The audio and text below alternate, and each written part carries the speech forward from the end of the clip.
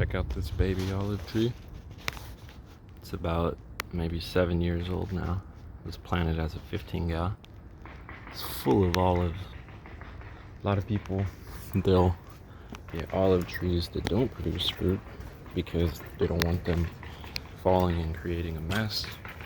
But if you're into food forest, permaculture, growing your own food like me, this is a tree you probably like. Like my mom, she loves olives.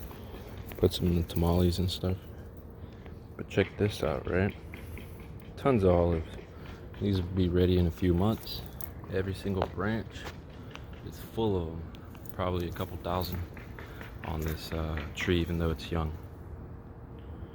As you can see here, we got some mulch down on the ground. It's pretty much eating it all, but I try to mulch up this grass that we cut back and lay it down there time to time and keep ground cover there.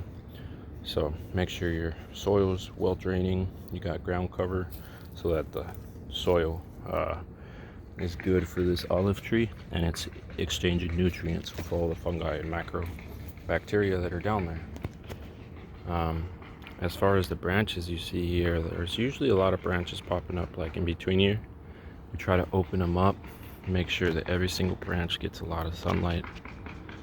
And then this tree is on a drip line system.